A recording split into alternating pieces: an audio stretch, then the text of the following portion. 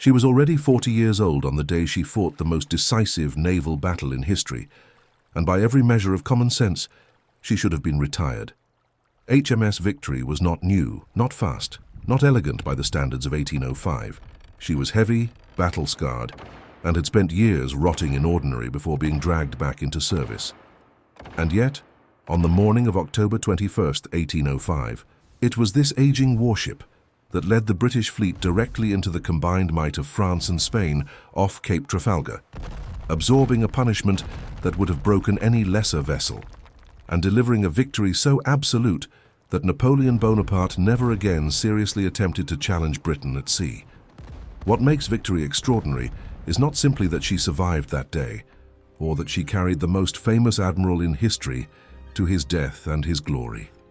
It is that she was designed from her very first timber to be something the world had never quite seen before, a floating fortress so massively built, so carefully engineered, so deliberately over-constructed that she could absorb devastation and keep fighting when everything around her was falling apart.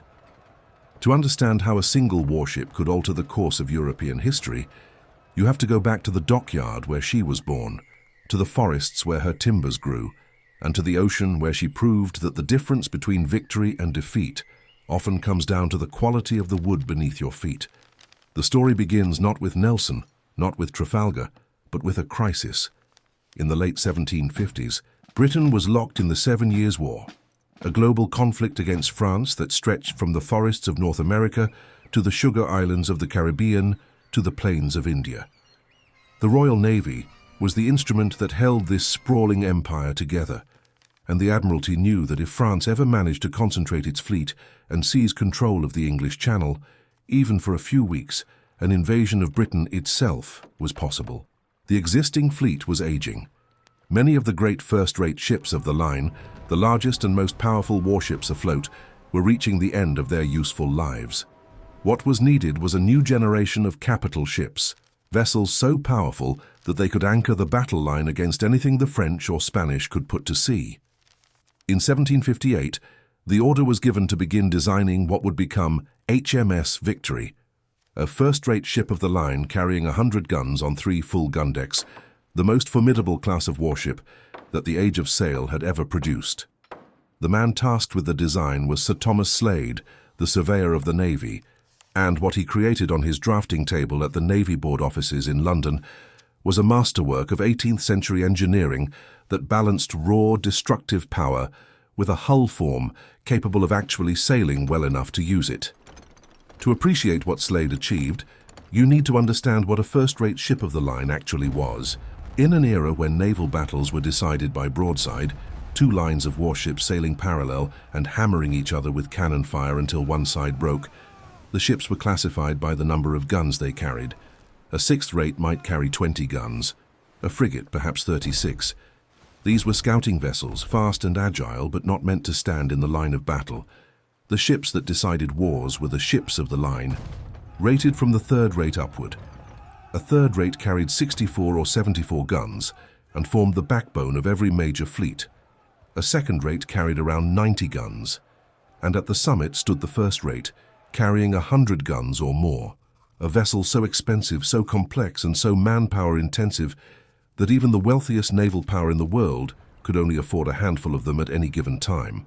Victory was designed to sit at the very top of this hierarchy, not just a 1st rate, but the finest 1st rate ever built, a ship that would serve as the flagship of the fleet commander and the anchor point around which the entire battle line would form. Slade's design called for a vessel approximately 227 feet long from figurehead to taffrail, with a beam of just over 52 feet at its widest point. The hull would rise through 4 main decks, the orlop deep in the bowels of the ship, then the lower gun deck, the middle gun deck, and the upper gun deck, plus the quarterdeck and forecastle above. 3 complete gun decks would carry the ship's main armament, a battery of cannons ranging from massive 32-pounders on the lower deck through 24-pounders on the middle deck to 12-pounders on the upper deck, with additional carronades and smaller guns on the quarterdeck and forecastle. When fully armed, Victory would carry 104 guns, each one capable of hurling iron shot across the water with enough force to smash through 2 feet of solid oak at close range. The combined weight of a single broadside, every gun on one side of the ship firing simultaneously, would send over half a ton of iron crashing into an enemy vessel in a single devastating moment. No ship afloat could withstand that kind of punishment for long. But the design was not simply about offensive firepower. Slade understood that a first-rate's true value lay in its ability to absorb punishment as well as deal it. The hull had to be strong enough to take repeated broadsides without breaking apart. The structural framing had to distribute the shock of impact across the entire ship rather than allowing it to concentrate and crack the hull open, and the waterline had to be protected well enough that even after hours of close-range fighting, the ship would still float. Everything about Victory's construction was driven by this twin imperative: hit hard, survive everything. The building of Victory began at the old single dock in Chatham Dockyard, on the River Medway in Kent, in 1759. Chatham was one of the great royal dockyards that formed the industrial backbone of British naval power, a vast complex of dry docks, timber stores, rope walks, sail lofts, and workshops that employed thousands of skilled craftsmen and represented one of the largest industrial enterprises anywhere in the 18th century world. The construction of a first-rate ship of the line was the most ambitious single engineering project that the era could undertake. Comparable in complexity and cost to the construction of a cathedral in the Middle Ages, and it required the coordinated labor of shipwrights, carpenters, caulkers, joiners, sawyers, blacksmiths, rope makers, sail makers, painters, and dozens of other specialized trades over a period of years. The first step was laying the keel, the massive timber spine that ran the entire length of the ship and upon which every other structural element would be built. Victory's keel was made from elm, a wood chosen specifically for its resistance to rot when permanently submerged in water.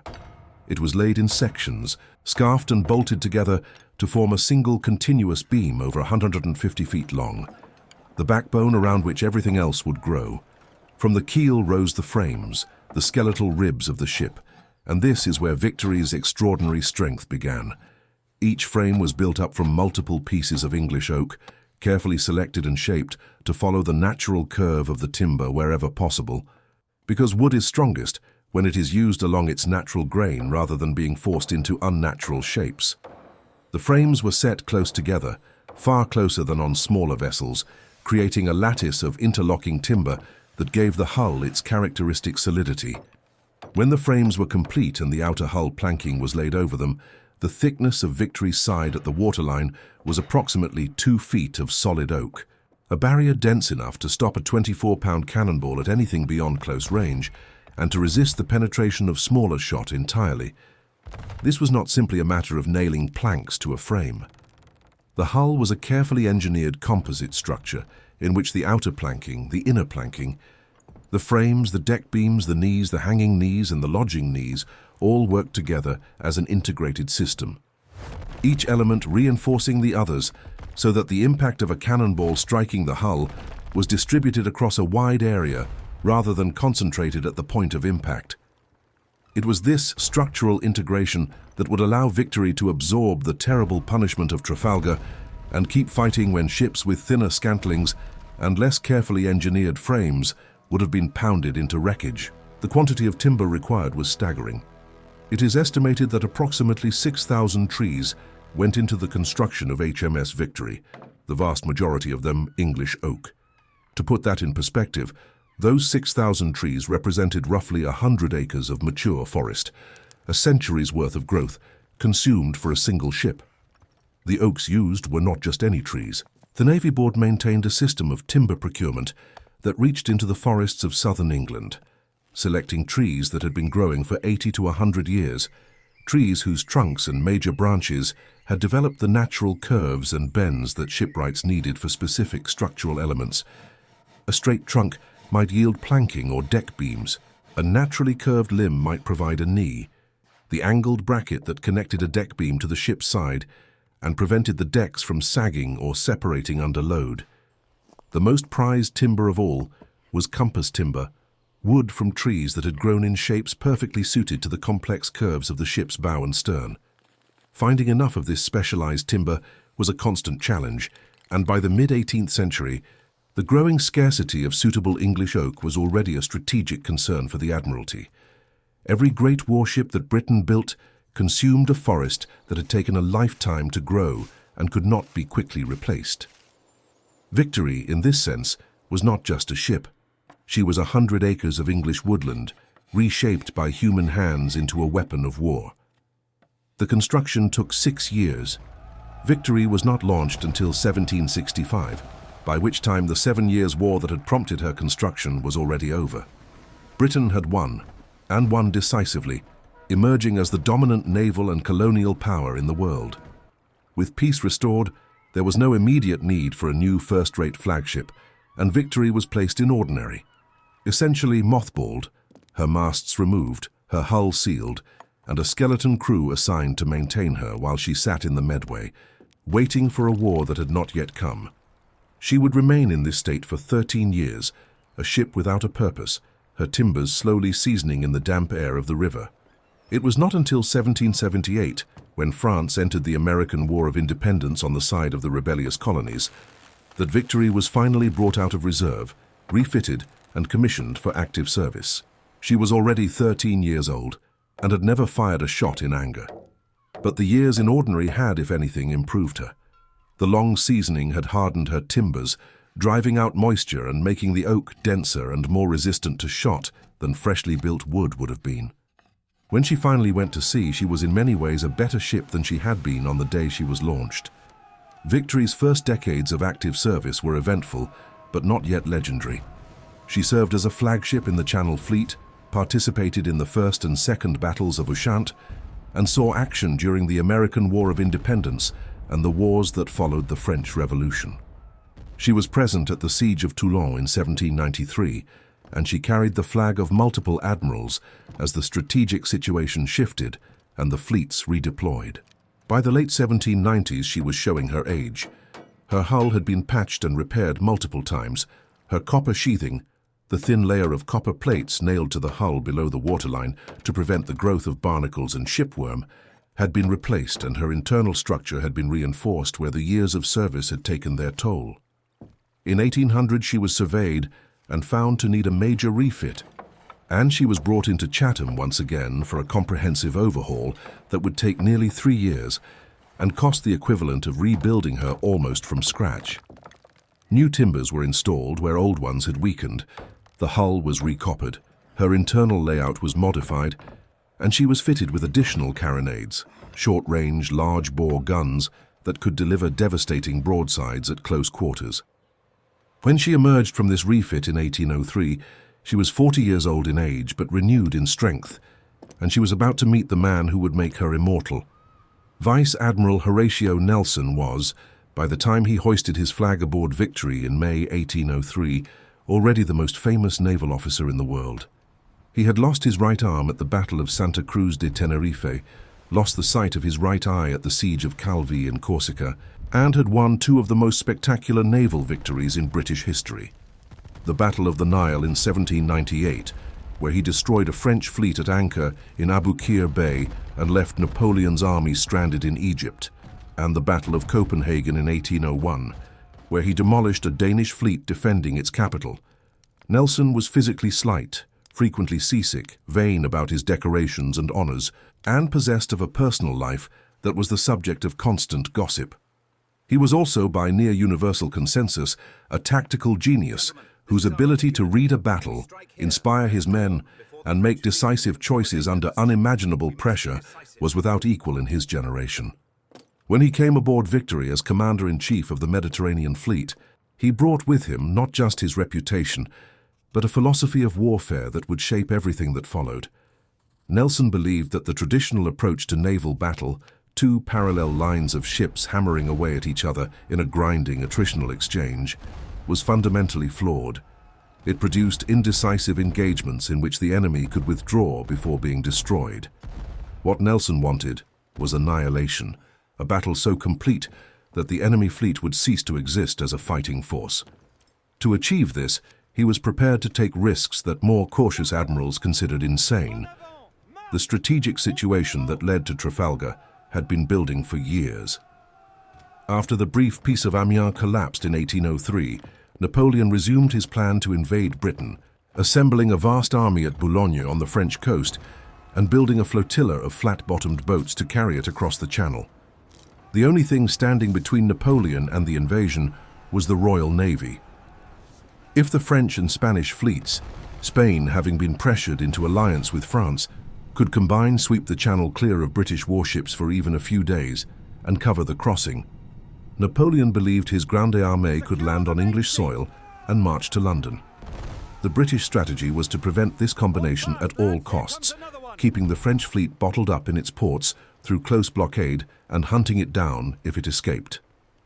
Nelson spent nearly 2 years at sea, blockading the French fleet at Toulon, chasing it across the Atlantic to the West Indies and back when it broke out, and waiting for the decisive confrontation he knew was coming. It was an exhausting, frustrating period of ceaseless vigilance, with victory serving as both his floating headquarters and his home, the place where he planned, worried, wrote letters, and endlessly refined his tactical ideas. The opportunity came in October 1805. The combined Franco-Spanish fleet under Vice Admiral Pierre-Charles Villeneuve, comprising 33 ships of the line, had taken refuge in the Spanish port of Cadiz after a failed attempt to break into the Channel.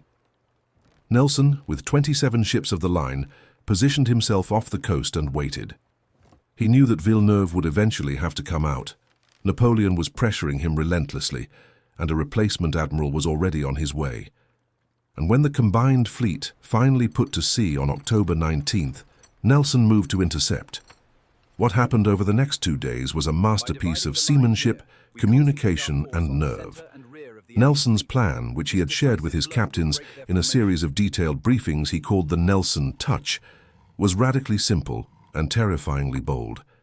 Instead of forming a single line parallel to the enemy fleet in the traditional manner, he would divide his fleet into 2 columns and sail them perpendicular to the enemy line, cutting through it at 2 points simultaneously. The leading ships in each column would take terrible punishment as they approached, raked by enemy broadsides they could not yet answer.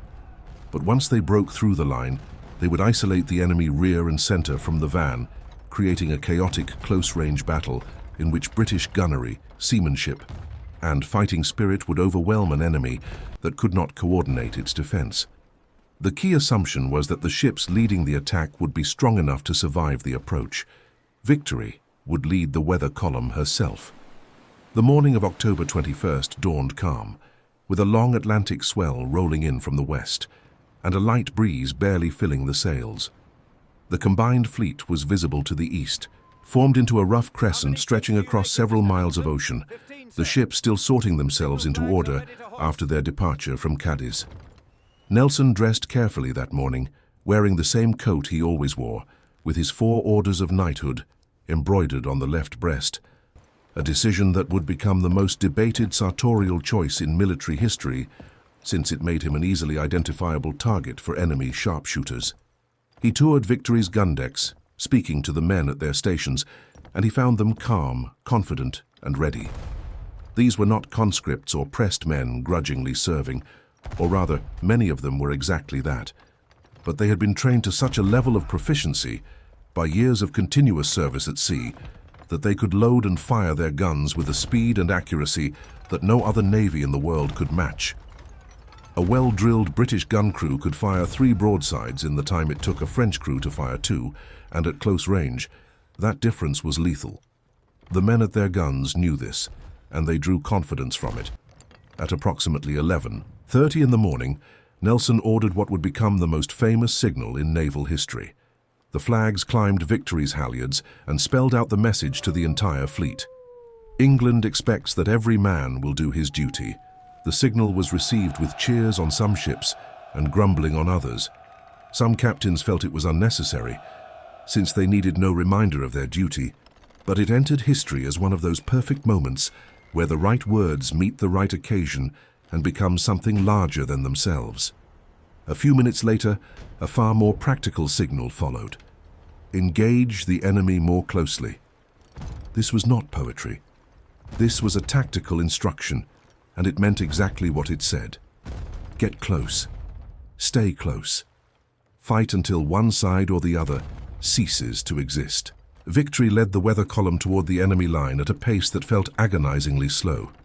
The wind was light, Barely 4 knots, and the great ship crept forward at walking speed, her hull rolling gently on the swell, her sails flapping and filling in the uncertain breeze. For nearly 40 minutes she advanced under fire without being able to reply. The enemy ships could see her coming and trained their guns on her bows, the most vulnerable angle of approach, where her own broadside guns could not bear. Shot after shot struck the ship. Her sails were torn to ribbons. Her rigging was cut in a dozen places. Her mizzenmast topmast was shot away. A cannonball smashed through the ship's wheel, killing or wounding the men stationed there and forcing the ship to be steered by tiller from the deck below. A desperate expedient that required 40 men hauling on ropes to move the rudder. On the quarterdeck, Nelson walked back and forth in full view of the enemy, apparently oblivious to the shot flying around him, while his secretary was killed by a cannonball that nearly struck Nelson himself. The Admiral's personal clerk was cut in two by a round shot. Marines fell at their posts. Splinters, jagged shards of oak sent flying by the impact of cannonballs, sliced through flesh and uniform alike, and splinters were in many ways more dangerous than the balls themselves, because they were unpredictable, razor-sharp, and arrived in showers from every direction. Yet, victory kept coming. This was the moment that validated everything about her construction, every carefully selected oak tree, every precisely fitted frame, every ton of timber that had gone into making her sides 2 feet thick. A lighter ship, a ship with thinner scantlings or less robust framing, would have been dismasted, holed below the waterline, or reduced to a drifting wreck during those terrible 40 minutes of unanswered fire. Victory took it. Her hull absorbed the punishment. Her structure held. Her masts, though damaged, stayed standing long enough to carry her to the enemy line. And when she finally arrived, she arrived with devastating force. At approximately 12:30, Victory broke through the enemy line astern of Villeneuve's flagship, the Bucentaure, passing so close that her yardarms nearly scraped the French ship's rigging. As she crossed the Bucentaure's stern, Victory's port battery fired a single massive broadside directly through the French ship's unprotected stern windows, a raking fire that sent cannonballs tearing the entire length of the Bucentaure's gun decks, dismounting guns, shattering bulkheads, and causing carnage that left the French flagship effectively crippled in a single shattering moment. It is estimated that the Bucentaure lost nearly 200 men in that one broadside alone. The 68-pound carronade on Victory's forecastle, loaded with a round shot and a keg of 500 musket balls, fired directly into the stern gallery at a range of perhaps 20 yards, and the effect was catastrophic. Victory then swung to starboard and engaged the French 74 gunship Redoutable, which had closed to point-blank range. What followed was one of the most intense ship-to-ship duels in naval history. The two vessels ground together, their hulls touching, their rigging entangling, their gun crews firing directly into each other's sides at a range measured in feet rather than yards. At this distance, the fighting was no longer about tactics or maneuver. It was about endurance, rate of fire, and the willingness to keep fighting when every instinct said to stop. Victory's gun crews, trained to a pitch of mechanical efficiency, poured broadside after broadside into the Redoutable's hull, each discharge of 32-pound iron punching through the French ship's side and wreaking devastation on the men and guns within. The Redoutable, unable to match Victory's rate of fire, relied instead on her marines and sharpshooters, who had been positioned in the tops, the fighting platforms high on the masts, and along the upper decks, and who poured a relentless hail of musket fire down onto Victory's exposed quarterdeck. It was this musket fire that would decide not just the battle, but the course of history. At approximately 1:15 in the afternoon, a musket ball fired from the mizzentop of the Redoutable struck Nelson on the left shoulder, passed through his chest and lodged in his spine. The distance was perhaps 50 feet. Nelson fell to the quarterdeck and was immediately carried below to the orlop deck, the lowest deck of the ship, where the surgeon and his assistants were already overwhelmed with wounded men. Nelson knew immediately that the wound was fatal. The ball had severed a major artery and damaged his spine, and as he lay in the dim, stifling heat of the orlop, surrounded by the groans of the wounded and the constant thunder of the guns overhead, he dictated his last wishes and asked repeatedly for news of the battle. The surgeon could do nothing for him. There was no medical technique in 1805 that could have saved a man with a bullet lodged in his spine and a severed artery. Nelson endured for nearly 3 hours, conscious and lucid for most of it, sustained by sips of water and lemonade, and by the steady reports from the deck that the battle was going well. His last coherent words, according to those present, were, "Thank God I have done my duty." He died at approximately 4:30 in the afternoon, by which time the battle was effectively over and the British victory was complete. The battle itself, surrounding Victory's personal duel, was a scene of extraordinary scale and violence. 27 British ships engaged 33 French and Spanish vessels across several miles of ocean, and the fighting lasted from shortly after noon until the late afternoon. Nelson's 2-column attack worked exactly as he had planned. The weather column, led by Victory, and the lee column, led by Collingwood's flagship Royal Sovereign, cut through the enemy line and isolated the rear and centre from the van, which was unable to turn back in time to rejoin the fight. In the chaotic close-range battle that followed, British gunnery and seamanship proved decisive. Ship after ship in the combined fleet struck its colours, was dismasted, or was left drifting as a shattered hulk. By the time the fighting ended, the British had captured or destroyed 22 of the 33 ships in the combined fleet, without losing a single ship of their own. It was the most complete naval victory of the Age of Sail, and it was won at the cost of approximately 700 British casualties, of whom 449 were killed, including, of course, the admiral who had made it all possible. Victory herself emerged from the battle in a state that testified to both the ferocity of the fighting and the extraordinary resilience of her construction. Her sails were shot to pieces. Her rigging was a tangled mass of severed ropes and fallen spars. Her masts were damaged so badly that her foremast and mizzenmast would have to be replaced entirely. Her hull had been struck by more than 100 cannonballs, and her sides were pitted and scarred from bow to stern. She had 57 dead, and more than 100 wounded among her crew of over 800. But she was still afloat, still structurally sound, and still capable of being sailed, or rather, towed, home for repair. The oak hull that had taken 6 years and 6,000 trees to build had done exactly what it was designed to do. It had absorbed a level of punishment that would have destroyed most ships, and had held together when everything depended on it holding together. Victory was battered, but she was not broken. What followed the battle was in some ways as dramatic as the battle itself. A massive storm struck the area in the days after Trafalgar, and many of the captured French and Spanish prizes, already badly damaged, were driven ashore or sank. Victory, carrying Nelson's body preserved in a cask of brandy mixed with camphor and myrrh, was taken under tow by the HMS Neptune and slowly made her way to Gibraltar for emergency repairs. The journey took several days, and the ship's crew worked continuously to keep her afloat and patch the worst of the damage. At Gibraltar, she was patched up enough to make the voyage home to England, and she arrived at Sheerness on December 4, 1805, more than 6 weeks after the battle, carrying the body of the man who had become, in death, the greatest hero in British history. The impact of Trafalgar on the course of history was immediate and profound. Napoleon's plan to invade Britain died on October 21, 1805, and it never revived.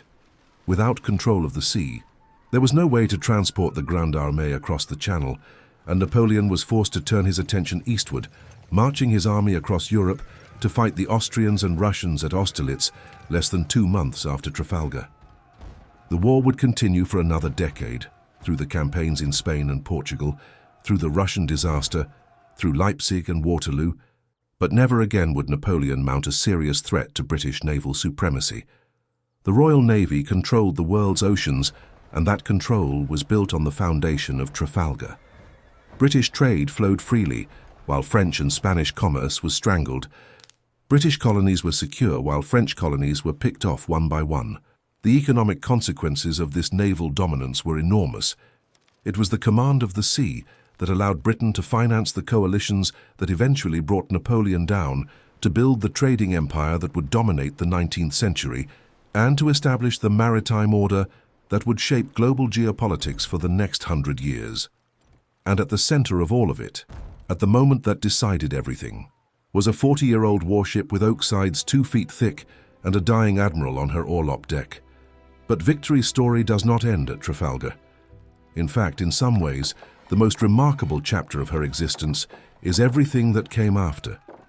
Unlike almost every other warship of her era, ships that were broken up for timber, sunk, burned, or simply left to rot, Victory survived.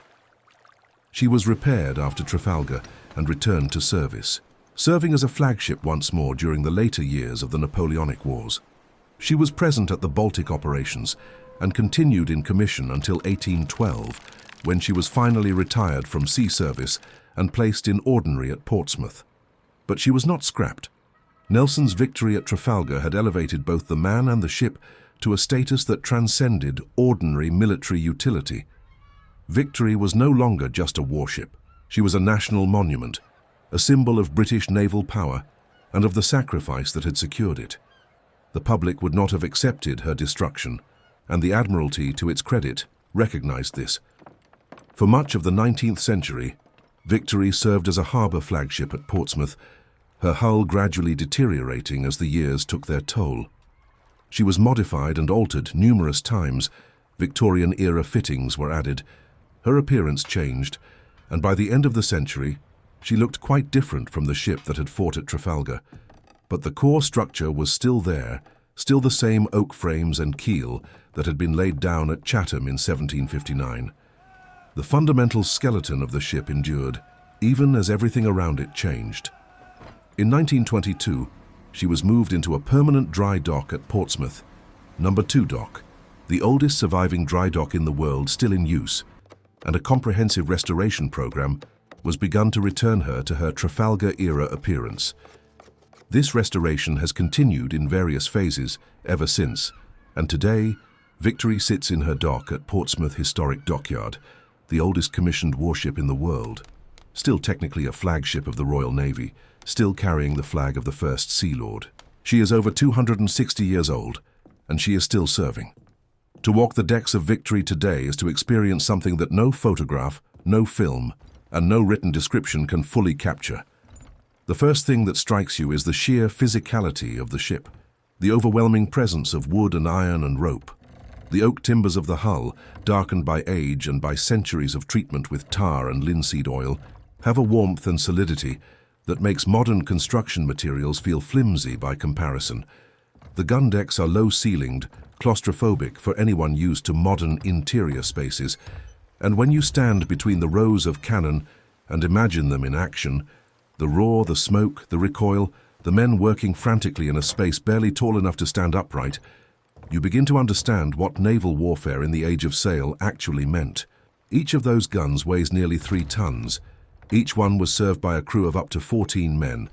Each one had to be loaded, run out, aimed, fired, hauled back in, swabbed, reloaded, and run out again, all in a sequence that a trained crew could complete in approximately 90 seconds. And this had to happen for hours, in choking smoke, in deafening noise, while the enemy was doing exactly the same thing to you from the other side of a few feet of oak. The lower gun deck, where Victory's heaviest guns were mounted, is the most oppressive and atmospheric part of the ship. The headroom is barely 6 feet. The guns are enormous, 32-pounders, each over 9 feet long, each capable of hurling a solid iron ball weighing 32 pounds at a velocity sufficient to penetrate 2 feet of oak at close range. The ports through which these guns fired are small, and when they were closed, the gun deck was almost completely dark, lit only by the dim glow of lanterns and the occasional shaft of light filtering down from the deck above. In battle, this space would have been a vision of controlled chaos, the guns crashing back with each recoil, the deck slippery with sand laid down to absorb blood and provide footing, the powder monkeys running from the magazine with cartridges, the gun captains sighting along the barrels and waiting for the roll of the ship to bring the target into view before pulling the firing lanyard. The noise would have been beyond description, not just the firing of your own guns, but the impact of enemy shot hitting the hull, the crash of falling rigging, the screams of the wounded, the shouted orders of the officers, and beneath it all, the groaning of the ship's timbers as they flexed and absorbed the shocks. Men who fought in these conditions and survived often suffered permanent hearing loss, and the psychological impact of hours of close-range combat in a confined space filled with smoke, noise, and carnage was something that the age had no vocabulary to describe, but that marked every man who experienced it. Below the gun decks, in the very depths of the ship, lies the orlop deck, the space where the surgeons worked during battle. This was where Nelson was brought after he was hit, and it is the most haunting space aboard Victory. It is below the waterline, deliberately placed there because the thick oak sides and the water pressing against the hull offered some protection from enemy shot. But it was also the darkest, most airless part of the ship, a place of perpetual gloom where the only light came from lanterns swinging with the roll of the ship, and where the sounds of the battle above were transmitted through the timbers as a constant rumbling vibration. Here, the surgeons performed amputations without anesthesia, working at a speed that seems almost unbelievable. A skilled surgeon could remove a shattered limb in under a minute, because speed was mercy when there was no way to dull the pain. The instruments were crude by modern standards but effective: saws for bone, tourniquets for arteries, needles and silk thread for closing the stumps. The survival rate for amputations was surprisingly high if the patient avoided infection, but infection was almost impossible to avoid in an environment saturated with blood, sweat, and the effluvia of hundreds of men living in a confined space. The spot where Nelson died is marked today, and visitors who stand there often find themselves unexpectedly moved, not just by the historical significance, but by the sheer physical reality of the space. The low ceiling, the dim light, the oppressive closeness that makes you feel the weight of everything that happened here. Above the gun decks, the quarterdeck is where the officers commanded the ship, and it is also the most exposed position on the entire vessel. During battle, the quarterdeck was an extraordinarily dangerous place. It was open to the sky, exposed to enemy fire from all directions, and specifically targeted by enemy sharpshooters who knew that killing the officers would throw the ship's defense into confusion. Nelson walked this deck during the approach to Trafalgar, and he walked it knowing that he was a target. The quarterdeck of Victory today is a space that invites reflection. You can stand where Nelson stood, look out over the bow toward where the enemy line would have been, and try to imagine what it felt like to watch the shot flying toward you while your ship crept forward at walking speed, unable to reply, unable to maneuver, committed to a course that required you to simply endure the punishment until you could close with the enemy and fight. The physical courage required to stand on that deck in full view of the enemy, with no protection and no possibility of evasion, is something that defies easy comprehension. And Nelson not only stood there, he did it while wearing a coat covered in decorations that made him the most visible man on the ship. The rigging of a ship like Victory is another dimension of her engineering that deserves attention. The masts, the mainmast alone was over 200 feet tall from the waterline to the top of the highest flag, were made from the trunks of massive trees, carefully selected for straightness and strength, and the main lower masts were so large that they had to be built up from multiple timbers banded together with iron hoops because no single tree was large enough to provide a mast of the required diameter. The standing rigging, the permanent ropes that supported the masts, and the running rigging, the ropes used to control the sails, together comprised more than 26 miles of rope. All of it made from hemp in the Royal Rope Walks, and all of it requiring constant maintenance to prevent rot and chafing. The sails themselves, made from canvas woven in the Royal Sail Lofts, covered an area of approximately 4 acres when fully set, and the handling of these sails required the coordinated labor of hundreds of men who had to climb the rigging in all weather conditions, working on foot ropes high above the deck, with nothing to prevent a fall except their own grip and balance. Falling from the rigging was one of the leading causes of death and injury among sailors, and the fear of it was something that every man aboard had to master before he could be useful. The men who worked in the tops, the fighting platforms high on the masts, were among the most skilled and daring men in the crew, and during battle, they served as sharpshooters and as firefighters, dousing the sails with water to prevent them from being set alight by enemy fire or smoldering wadding from the guns. The daily life of Victory's crew, even outside of battle, was a study in the extreme conditions that men of the age of sail accepted as normal. The ship carried a crew of between 800 and 850 men at Trafalgar, and all of them lived within a space that, while large by the standards of warships, was nonetheless extraordinarily cramped by any human measure. The men slept in hammocks slung from the deck beams. Each hammock allocated a space approximately 14 inches wide, which meant that men slept in physical contact with the men on either side. The hammocks were taken down each morning and stowed in nettings along the upper deck, where they served a dual purpose. They cleared the space for the day's activities and, when packed tightly into the nettings, they provided some protection against musket fire and splinters during battle. The men ate in messes of 8, sharing rations that were monotonous but, by the standards of the time, not inadequate. Salt beef, salt pork, biscuit, the infamous hardtack that was often infested with weevils, dried peas, oatmeal, butter, cheese and a daily ration of grog, the mixture of rum and water that was the universal solvent of Royal Navy life, the reward at the end of the day, and the lubricant that made the harshness of shipboard existence bearable. Water was a constant concern. Fresh water had to be carried in casks in the hold, and it went stale within weeks, turning green and acquiring a taste that even hardened sailors found unpleasant. The grog ration helped mask the taste, but water rationing was a constant feature of long voyages, and the search for fresh water supplies was one of the reasons ships put into port as frequently as they did. Sanitation was primitive. The heads, the ship's toilets, were located at the very bow of the ship, open platforms projecting over the water where the men relieved themselves in full view of anyone who happened to be nearby. Officers had slightly more private arrangements, but the concept of privacy was essentially non-existent aboard a warship. Disease was a far greater killer than combat. Typhus, dysentery, scurvy and fever carried off more sailors than enemy action ever did. And the close quarters, poor ventilation and limited hygiene of shipboard life created ideal conditions for the spread of infection. The fact that crews managed to function at all in these conditions, let alone fight with the discipline and effectiveness that British crews consistently demonstrated, is a testament to the power of training, routine, and the peculiar social cohesion that develops among men who share extreme hardship.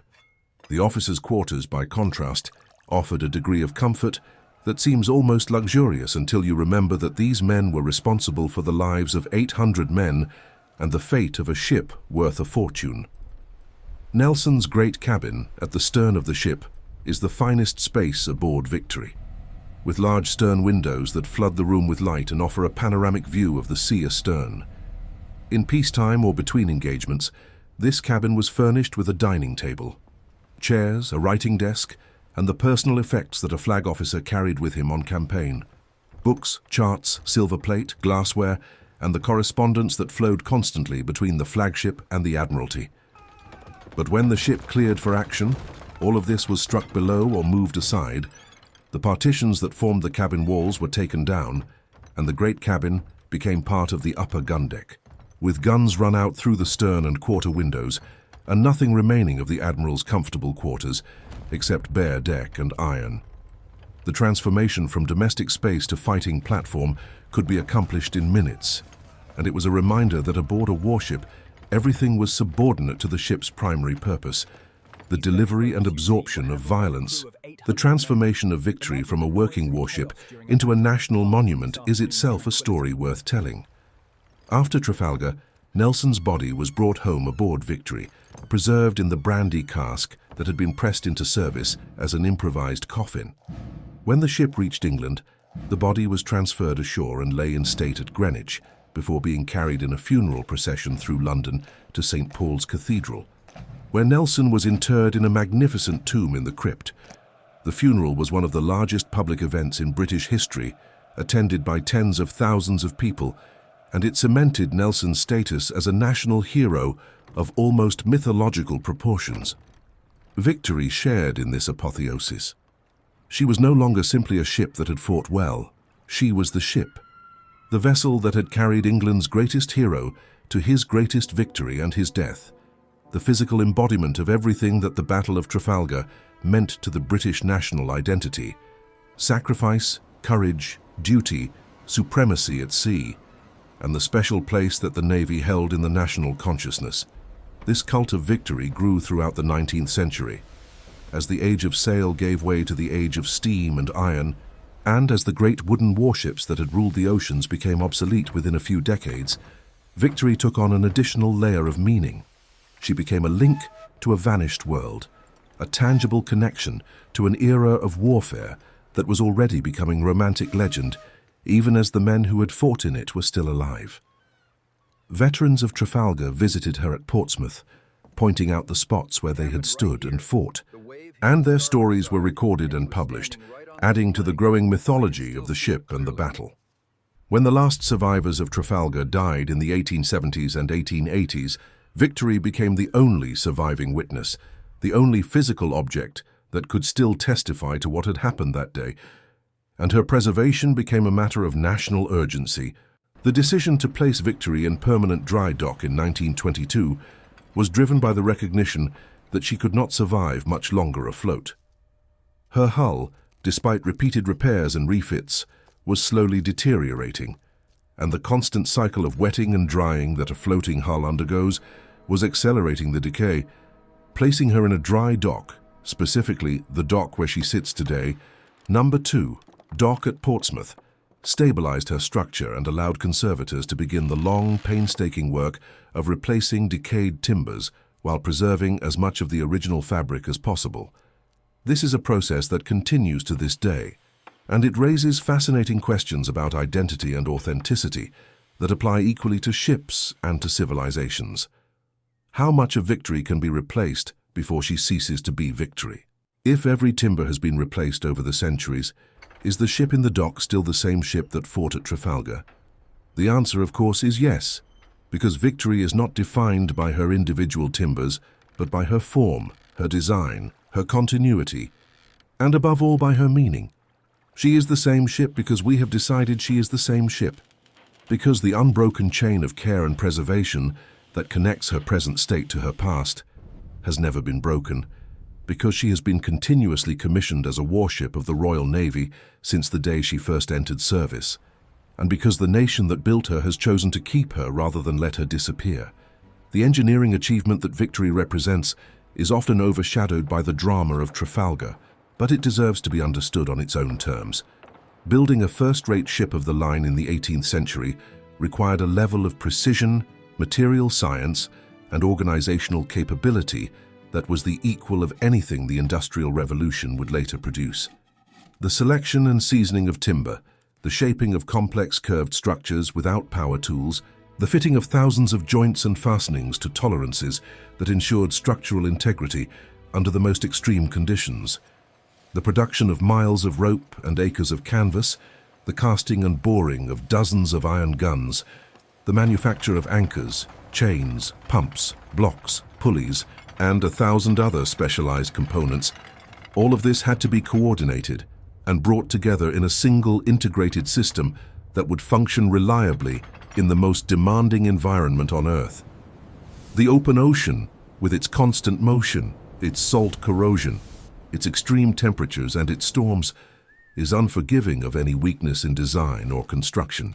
A ship that is poorly built will not simply perform badly, it will come apart and sink. The fact that Victory not only survived decades of hard service, but withstood the concentrated fire of multiple warships at point-blank range and remained structurally sound is the ultimate proof of the quality of her construction. She was built to take punishment, and she took it. The broader significance of Victory and the fleet she represented extends far beyond the single afternoon of October 21st, 1805. The Royal Navy of the Age of Sail was the most powerful military instrument of its era, a force that projected British influence across every ocean and to every continent, that protected a global trading network worth hundreds of millions of pounds, and that deterred aggression by its sheer presence. The strategic concepts that underpinned this power, command of the sea, blockade, the importance of keeping a fleet in being, the use of naval power to support land campaigns and sustain alliances, were developed and refined through generations of experience, and many of them remain relevant to naval strategy today. The idea that a nation's security ultimately depends on its ability to control the maritime approaches to its territory, to protect its trade routes, and to project power across the oceans is as valid in the age of aircraft carriers and submarines as it was in the age of wooden ships and iron cannon. The ships have changed beyond recognition, but the strategic logic has not. Victory is also a monument to the men who sailed in her, the ordinary seamen and marines whose names are mostly forgotten, but whose collective skill, endurance, and courage made everything else possible.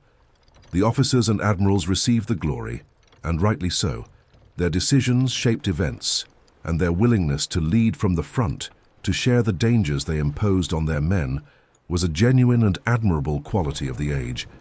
But the true foundation of British naval power was the common sailor, the man who climbed the rigging in a gale, who served the guns in the choking smoke of a broadside, who lived on salt beef and hardtack and grog, who slept in a 14-inch hammock space, and endured conditions that would be considered intolerable by any modern standard, and who did all of this not because he was a hero in any storybook sense, but because it was his job, because his messmates depended on him, and because the alternative, defeat, capture, the destruction of everything he knew, was worse. The men who fought at Trafalgar were not saints. Many of them had been pressed into service against their will. Many of them were rough, hard-drinking, illiterate men from the poorest communities in Britain, but they were also the most professionally competent naval force in the world, and they proved it in the most definitive way possible. It is worth pausing to consider what Trafalgar actually prevented, because the significance of the battle is sometimes obscured by its very completeness. Had the combined fleet won, had Villeneuve managed to defeat Nelson, or even to escape with his fleet intact, the strategic consequences would have been enormous. Napoleon would have retained the option of invading Britain, and even if the invasion never came, the threat alone would have forced Britain to concentrate its forces in home waters rather than projecting power across the globe. British trade would have been disrupted. The subsidies that kept the continental coalitions alive would have dried up, and the balance of power in Europe might have shifted decisively in Napoleon's favor. The world that emerged from the Napoleonic Wars, a world dominated by British naval power, British trade, British colonies and British institutions, might never have come into existence. The 19th century, with its relative stability under the Pax Britannica, its explosive growth of global trade, and its spread of ideas and technologies across the world, was built on the foundation of naval supremacy. And that foundation was laid at Trafalgar. You do not have to admire everything about the British Empire to recognize that the world would have been a very different place without it, and that Trafalgar was the moment when its future was secured. The question of what made British naval power so effective in this period is one that historians have debated for centuries, and the answers are complex and multifaceted. Part of it was material, the quality of British shipbuilding, the reliability of British guns, the superior durability of copper-sheathed hulls. Part of it was institutional, the Admiralty's ability to maintain a fleet at sea for months or years at a time, to supply it, to repair it, to keep it in fighting condition through the enormous logistical challenge of sustaining hundreds of ships and tens of thousands of men across the world's oceans. Part of it was professional, the training, discipline, and seamanship of British crews, developed through years of continuous service at sea that no other navy could match, because no other nation kept its fleet at sea as constantly as Britain did. And part of it was cultural, a tradition of aggressive, close-range fighting that valued decisive action over caution, and that rewarded initiative and boldness in officers and men alike. Nelson was the supreme expression of this culture, but he did not create it. It had been developing for generations before him, and it would continue after his death, sustaining British naval dominance for another century. Victory herself is a product of all these factors. She was built by the finest shipbuilders in the world, using materials procured through a supply chain that stretched from the forests of England to the pine forests of the Baltic to the hemp fields of Russia. She was maintained by the most sophisticated naval infrastructure in existence, the network of royal dockyards that could repair, refit, and restore warships to fighting condition with a speed and efficiency that astonished foreign observers. She was crewed by men trained in a tradition of seamanship and gunnery that prized professional excellence above all else. And she was commanded by officers who embodied a philosophy of warfare that was fundamentally about seeking battle and winning it, not about avoiding risk or preserving the fleet in being at the expense of decisive engagement. Every element of British naval culture, from the design of the ships to the training of the men to the strategic vision of the Admiralty, was oriented toward a single objective: meeting the enemy and destroying him. Trafalgar was the culmination of this entire system, the moment when everything came together in a single afternoon of violent, decisive action that settled the question of naval supremacy for a generation. What remains most striking about Victory today, as she sits in her dock at Portsmouth and receives her hundreds of thousands of visitors each year, is the way she bridges the gap between the abstract and the tangible, between history as something you read about and history as something you can touch.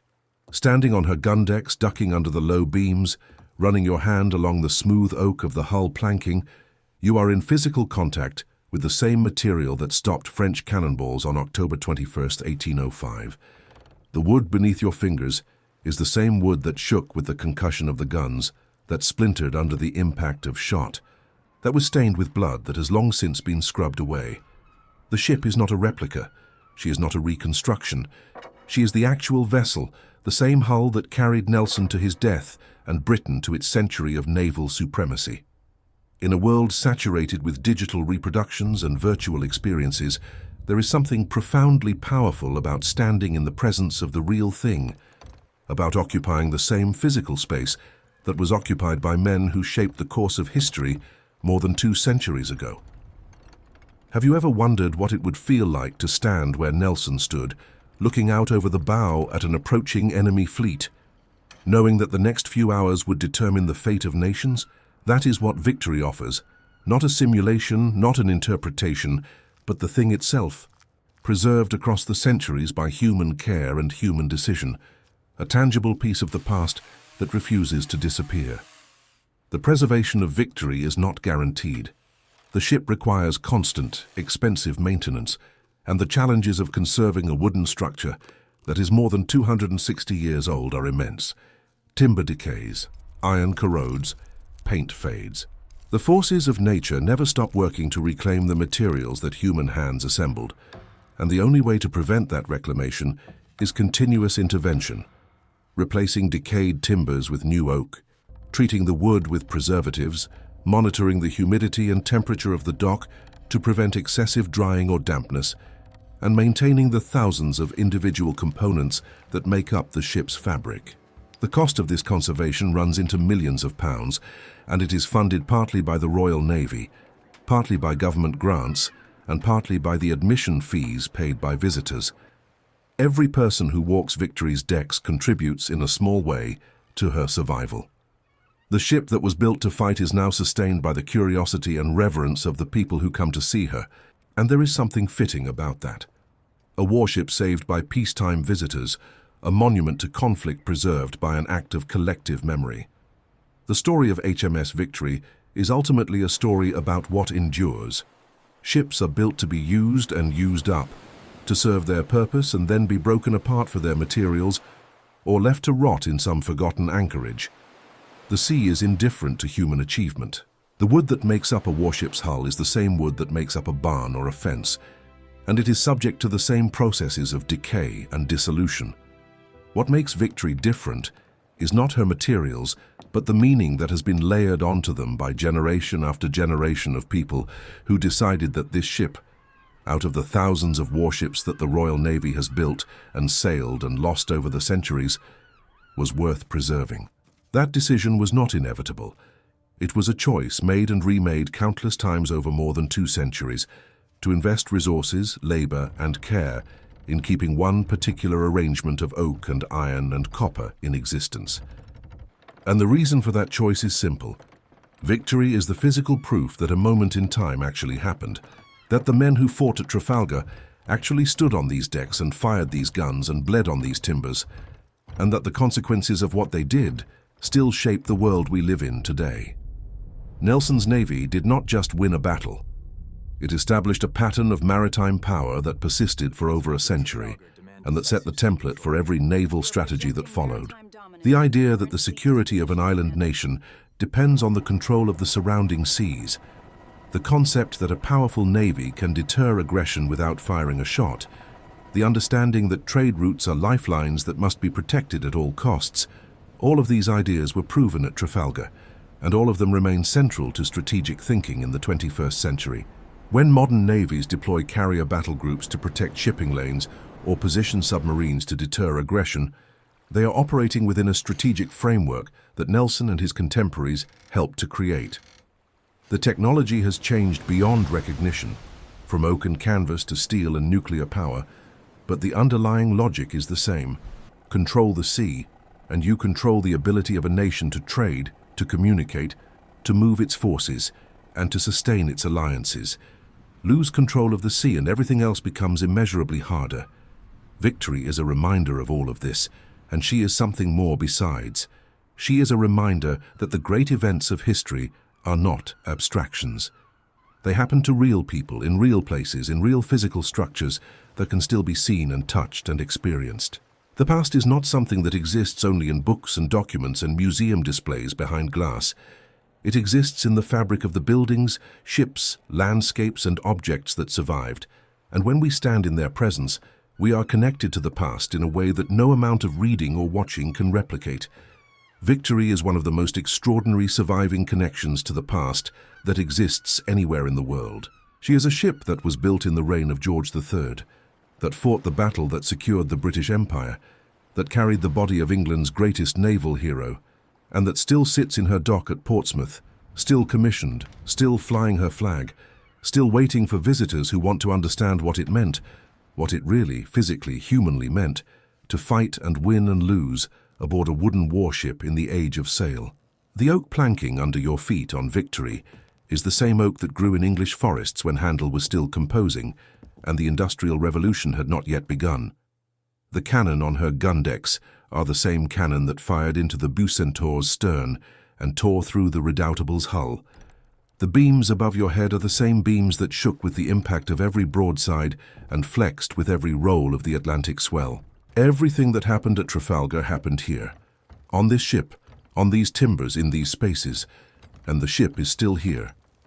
She has outlasted empires, outlasted technologies, outlasted entire ways of life, and she shows no sign of disappearing.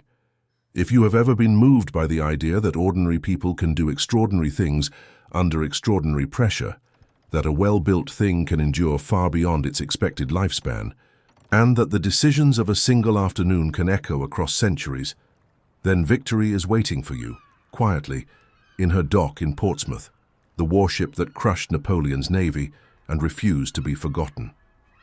If this is the kind of story that makes you see the past differently, subscribe so you never miss another one, and share it with someone who deserves to know what happened on the deck of a 40-year-old warship one October morning off the coast of Spain.